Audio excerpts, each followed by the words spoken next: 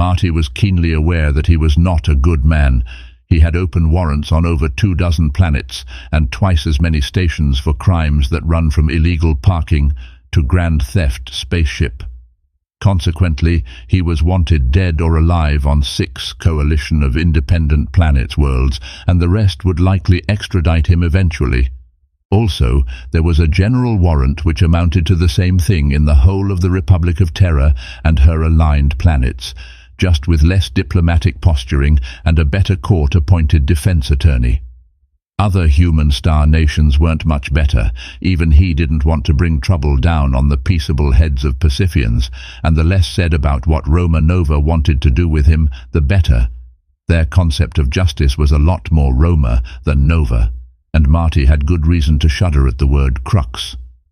Sure, there were true independent planets and frontier colonies out there, but there's a downside to being a famous outlaw in such places, and that's bounty hunters. All of that, however, only applied in human space, and technically on some ships out in the Xenos territories. Treaties.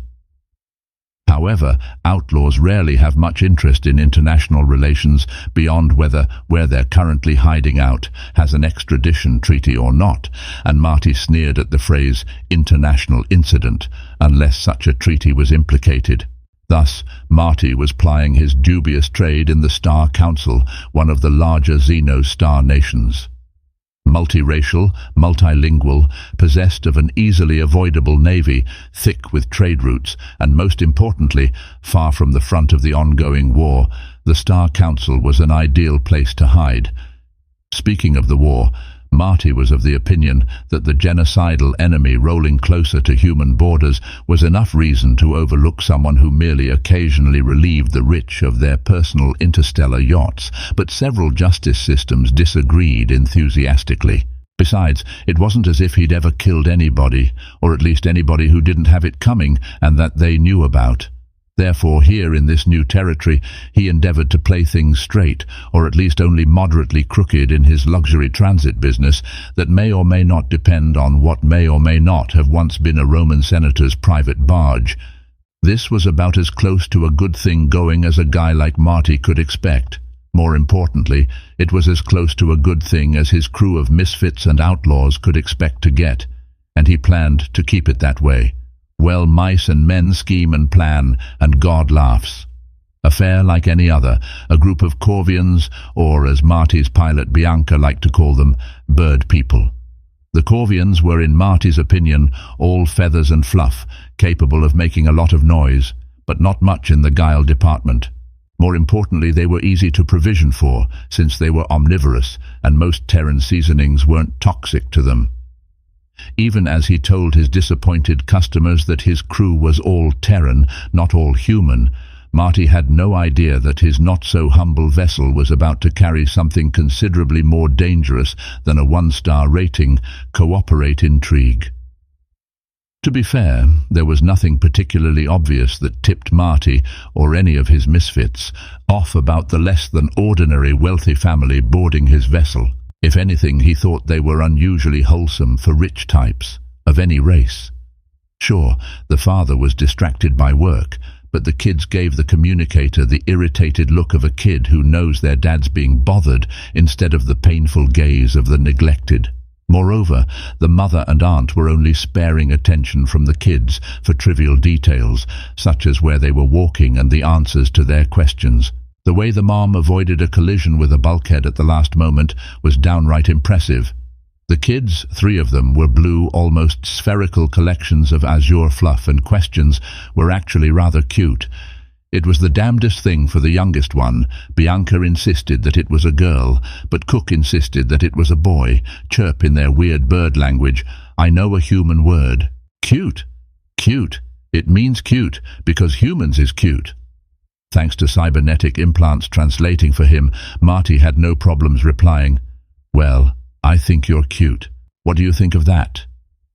She, or he, thought that was hilarious evidently, because she erupted in giggles and hid behind her, or his, mother for the rest of the tour. 1 orbital station departure later, and Marty was engaging in his captainly duties or repeating himself in the wardroom, doing his best to be formal.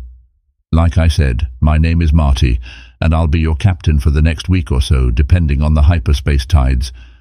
If you have any questions or concerns, please don't hesitate to page Captain at any of the door panels aboard. This is a luxury yacht of Roman make, and we've set the gravity and temperature to match your requirements, so you should be comfortable. Generally, we have 3 meals in the day shift, and the night shift runs a minimal crew so we can get some sleep. However, there should be someone in the galley if you need a midnight snack. You can call our pilot Bianca, and while we're in hyperspace, she's always happy to have a chat, and the co-pilot will be on night shift until we reach your destination. His name is Ian. Our chief cook goes by Cook, yes. I know that's not a name, but even if you find out his name, he won't answer to anything else. His assistants are Barry and Sakura. They'll be trading off on the night shift. Please stay out of the engine room. The gravity there is set to Terran standard, and Gary is a grumpy old man who doesn't like visitors. We should be translating to hyperspace in about an hour and a half, so you have plenty of time to get settled into your cabins. You're my only fares this run, so you can split the 6 cabins however you like. Are there any questions? The father, who went by Core, asked, "Does this vessel receive calls in hyperspace?" "Text-only communication, sir. I apologize if that's inconvenient." The kids visibly brightened as Core sighed, "Thank the fair winds." Without missing a beat, the mother, who Marty was calling Mrs. Core in his head asked, "What is the next meal on your schedule?" "Ah, lunch. The midday meal, consisting of bread and cured meats with some vegetables and fruit in slices, served cold." "I think those are called sandwiches?" "Yes, the evening meal will be served in 6 hours. Did you have a special request?" "I want human cheesy elbows," said one of the kids. Marty thought it was the oldest one. "If you don't mind, I got a question." "What should we call you?" and the kids' mom. "Clear skies, I'm sorry. You know my husband Core. This is my sister who goes by Penny among humans. My human name is Bonnie, but my children haven't met humans yet, so they don't have human names. Their proper names are..." And what followed was a series of chirps and croaks which were utterly impossible for Marty to pronounce, and that translated to 3 cumbersome phrases. "What do you mean by human names?" Core made an amused bobbing motion as he explained, "Mammals have a very hard time pronouncing our names, but Terrans and humans are very good at naming us, so even if we chose a name to go by with other people's, we tend to get a better one from a human at some point. I guess I'll tell the crew and we'll do our best." A chorus of excited thanks bubbled up from about the level of Marty's waist, and Bonnie said, "I think you've answered all of our questions for now, Captain. I think we'll follow your advice and choose our cabins now." With the talking politely with the fancy people done, Marty headed to what he and his crew affectionately called the bridge, but was more like a cockpit. He squeezed into the narrow space between the luxurious pilot and co-pilot seats and flashed their occupants with a roguish smile. "Are we at the translation zone yet?" he asked. 10 minutes, Ian muttered. "We could jump now. We're well past MSD, and I could have my sandwich and be in fucking bed." "Do you know how we don't attract attention?"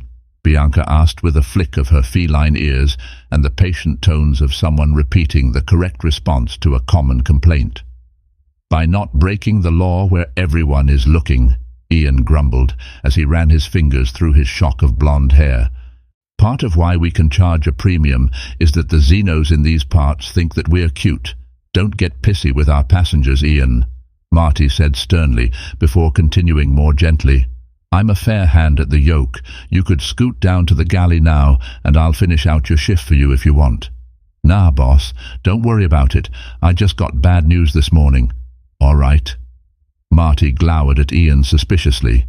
Ian rolled his eyes, and Bianca scoffed at the entire interaction, which reminded Marty of something important. "And you," he said, rounding on his pilot, "don't stare at the bird people."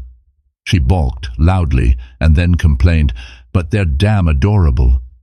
"You're a cat, and those slit pupils and yellow eyes will trigger genetic fear responses, and it's not funny."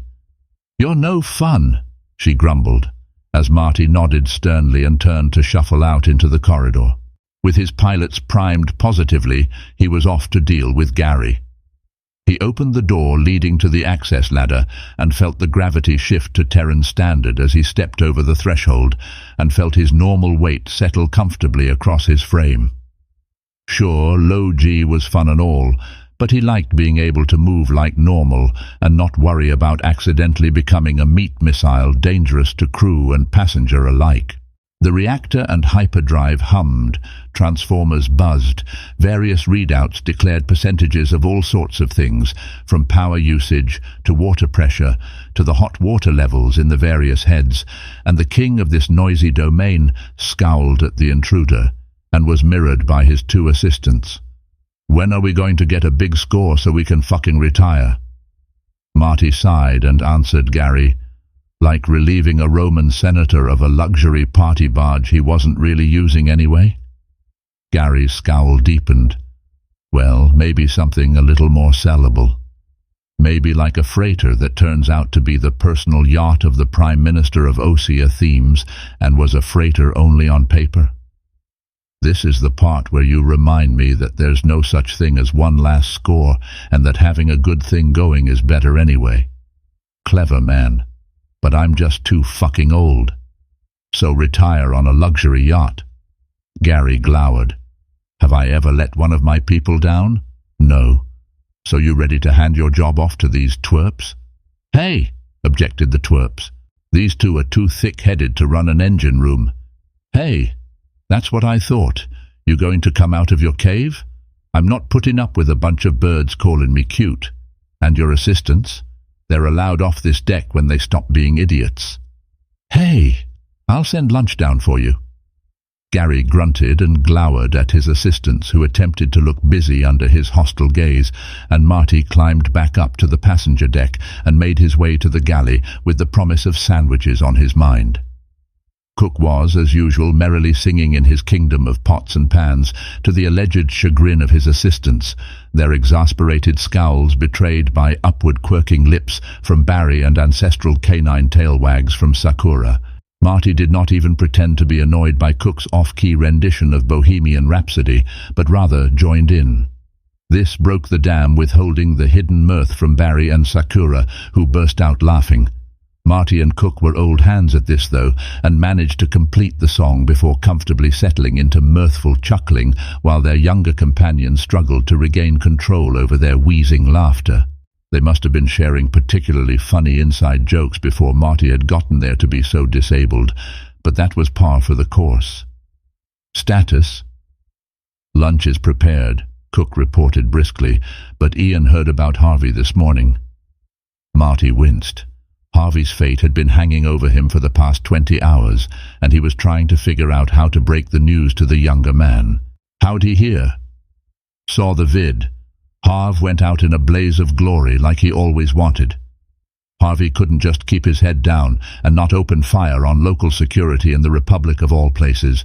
He went out in a blaze of stupidity. He was still Ian's brother.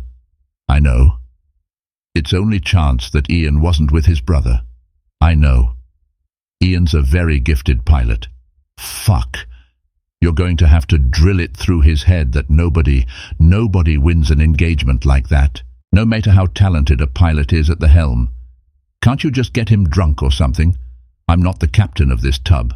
Fuck. Anything else? Passengers have settled in.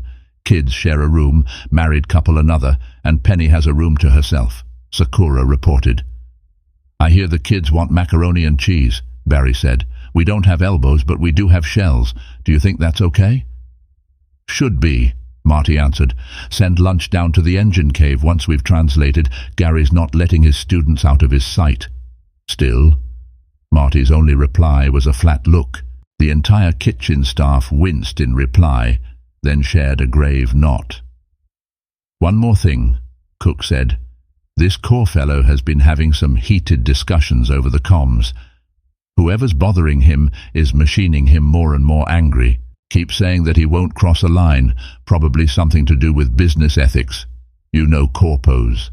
Marty grunted. He took a dim view of corporate cultures, regardless of where they sprung up or what race comprised them, especially since he got his start stealing prototypes for competing starship manufacturers. Hey, we're in Star Council space. I doubt corpo espionage is quite as ruthless as in CIP space.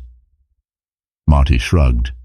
Yeah, if I was running an op like that, I'd look to take the target in transit, preferably with a gravity spike nowhere near a star, but the criminal element out this way probably doesn't have anything like that. We'll have to keep our eyes open at destination translation point. That's it, boss. Sandwich. One sandwich and translation into hyperspace later, and Marty found himself with nothing to do except his primary duty of being the adorable captain of the Terran ship that the Corvains had paid a premium to interact with. He had, through the manner of talking to very young children, learned that they were all girls and were all very, very impatient to receive their human names, but he'd gotten them settled down to watch an animated movie to give their parents some time to themselves in their cabin. Luckily, he'd guessed right on what age range of movie they'd like, and all he had to do was keep half an eye out to make sure the kids kept out of trouble. Even more luckily, all three of them collapsed into a puddle of gently squeaking snoozing by the end of the movie, probably exhausted from sheer excitement. Therefore, Marty slipped back to the galley, told off Sakura to keep an eye on the kids, and snagged 3 glasses and a bottle of scotch from the very special cabinet. In the Terran standard gravity of the crew quarters deck, Marty knocked on Ian's door. "What's up, boss?" Ian asked, as he opened the door, face betraying nothing behind a wooden expression of nonchalance. Marty answered by holding up the 3 glasses and raising an eyebrow. "Oh, you know. Come on, he was my friend too." "Airlock? Close as we're getting." Ian grunted sourly, but nonetheless he followed Marty to the port-side emergency airlock, and there Marty poured 3 glasses of scotch. "This is the part where you tell me that I couldn't have saved him," Ian said while swirling his drink in his left hand. Marty carefully placed one of the 2 remaining glasses of scotch and asked, "Do you disagree?" Ian looked into the amber liquid as if it held the secrets to the universe before slowly saying, "I watched the vidi. Harvey made that old junker dance, maybe better than I could. I just don't see why he'd open fire. Harvey didn't always run clean jobs, Ian." "I know," Ian growled as he clenched his glass. "He used to shoot first and ask questions later." "I remember," Ian said thickly. "The Republic has a sentence they always dole out to kid killers, and there's no question that he did it." Ian blinked the tears away fiercely. "He could have run." "We weren't there, Ian," Marty gently rejoined. "You think that he committed suicide by cop? What happened to his crew?"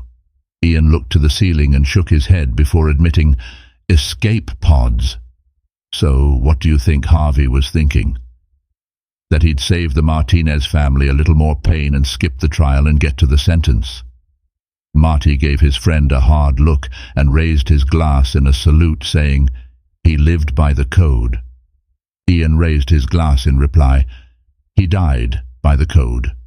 They tipped their glasses back together and cycled the airlock in the same moment. Marty patted his friend on the shoulder and left him to watch the scotch glass shatter against the bubble of reality, protecting their ship from hyperspace through the viewing port of the airlock. Marty didn't take the bottle with him.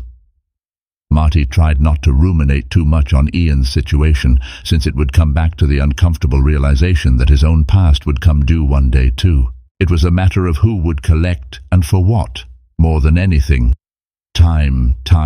Time was all that he had, and laying low was the only way to get more. He knew he was lucky to have escaped justice for longer than any of his corporate clients, but that didn't stop him from wanting to make more luck for himself and his. He instead decided to drown thought in fat beats and sweat in the weight room with the door locked to prevent any passengers from accidentally hurting themselves by entering where the gravity was too heavy for them.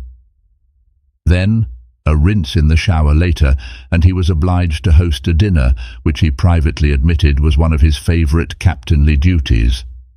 According to the regulations here in the Star Council, the pilot's yoke should not be left unattended, but Marty thought that regulation was silly on account of, in hyperspace travel, being determined by math and nothing else. The kids could gun the throttle and wiggle the yoke at random, and their trajectory wouldn't change in the slightest. Therefore, Bianca was in her place, trying to remember to blink and look away often enough to reassure the passengers that she wasn't hunting them. She was, of course, hunting them after a fashion, since she had a blink camera stealthy worked into her fashionable and otherwise useless glasses, and was waiting to capture moments of cuteness for the ship's social media. Cook, Barry and Sakura were there, of course, but Gary and his team were absent. Usually, he gave the gremlins permission to have dinner with everyone else, so they must have said something crass about the passengers. Marty made excuses for the absence and made comments on the general grumpiness of engineers, and Gary in particular being extra grumpy with his assistants lately, which mollified the kids somewhat, who had apparently heard stories about Terran engineers being specially exciting. All of that done, Marty called the dinner to order by saying, "Cook, please serve us up." "Yes, boss," he replied with the gleam of pride. "We had what we needed on hand for macaroni and cheese, just like you requested. Along with it, we have bratwurst sausages and steamed cauliflower seasoned with salt, pepper, and just a little melted butter." Your translators are probably having a difficult time with some of these terms, but rest assured, I have served this safely to Corvians in the past, and I reviewed your dietary requirements for any potential toxins or allergens.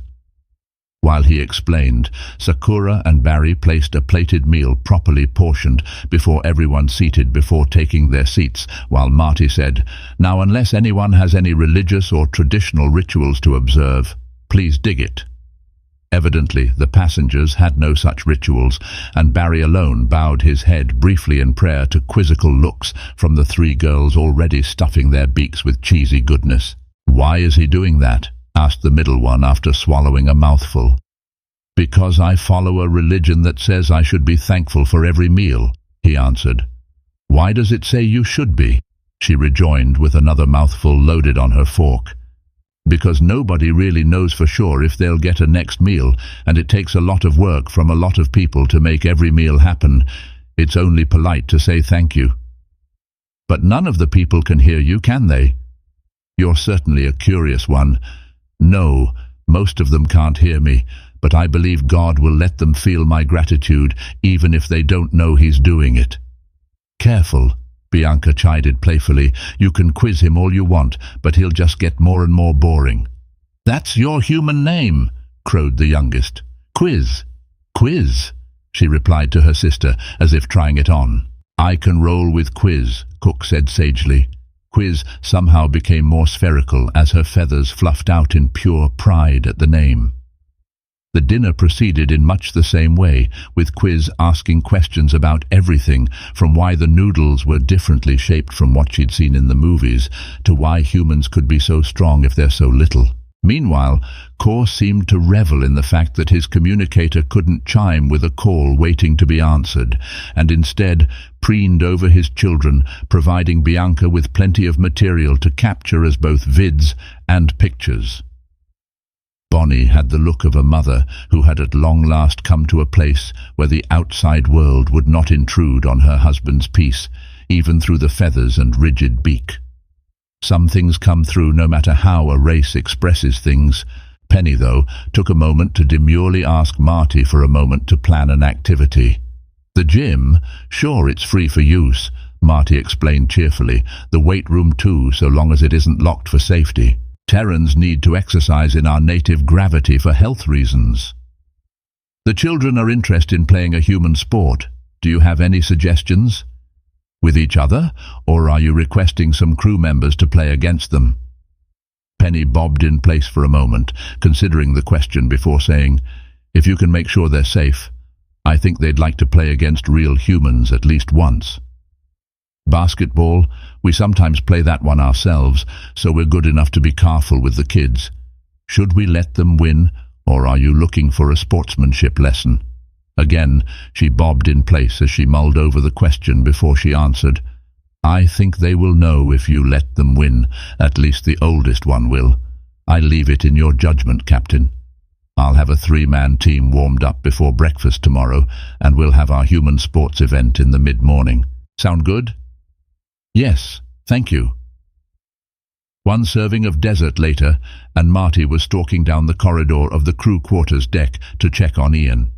He was sprawled out on the floor beside his berth, where he had evidentially rolled off and decided to stay there next to the empty bottle, which likely convinced him that the floor was comfortable enough to sleep on. Marty sighed and sent Bianca a text asking her to pull a double shift so Ian could recover from his method of mourning. Next, he set about ordering 3 of his crew members to volunteer to play basketball against 3 small children and lose. He briefly considered planning to dragging Ian out of bed early in the morning and putting him through his paces for not pacing his drinking, but decided against it. He settled on a team consisting of himself, Sakura and Molly, one of Gary's gremlins, and sent them the plan via text before returning to his own quarters for sleep. One night cycle, morning workout, and breakfast later, and everyone was ready for the promised 3-on-3 basketball game. However, exactly one half of the players were significantly more excited than the other half. Said players were highly enthusiastic, if not very skilled, and just like Penny said, the oldest of the 3 could tell that the adults were letting them win. She took it in stride, and her very enthusiastic dribbling got her the moniker of Bounce. She took to it immediately, and her sisters pointed out how bouncy she was in general, and how well the name fit. Quiz, of course, somehow managed to ask at least 6 dozen questions about the origins and rules of basketball. Thus, Marty eased his passengers into a routine. Breakfast followed by a group activity, followed by the kids recuperating until lunch, followed by watching a movie, or playing video games, or other entertainment, always with at least one crew member at hand, or Marty himself, so the kids could tell all of their friends how they spent the entire voyage with real, actual Terrans. It was one of the things their parents were paying for after all, and with the war on, there weren't as many Terrans out in the Xenos nations doing that sort of thing. It would have been just another fare in his good thing going if his vessel wasn't ripped out of hyperspace by a gravity spike while he slumbered in his berth. Now, Marty hadn't been on the receiving end of a gravity spike in a long time, and it was as unpleasant to have his home shudder from stem to stern as its carefully calculated route was disturbed by the sudden intrusion of artificial gravity mimicking the gravity well of a planet. Sure, it was a safety measure to keep the ship from unplanned translations due to planetary overlap in course from errors in calculations, but it was also a way to isolate an otherwise safe ship in the void. Marty cursed a blue streak, at least a mile wide, as he struggled to at least get a pair of pants on, as Ian made his home dance like an ungainly ballerina, posseted of more grace than her bulk should allow, which the artificial gravity generators were having serious trouble with compensating for. Ian could pull maneuvers that were well outside the specs for this tub, but that meant that he, his crew, and his passengers were being tumbled like rags in a dryer. With difficulty, Marty got his pants on and himself to the comms panel by his door, and triggered a general intercom so he could say very, very calmly, "Attention passengers, this is your captain speaking. We have had an unscheduled translation to real space, and our pilot is currently taking evasive action. Please secure yourselves in emergency seating as quickly as possible. I shall update you as more information becomes available." Then much, much less calmly, he combed the bridge. "Ian, what the fuck is going on?"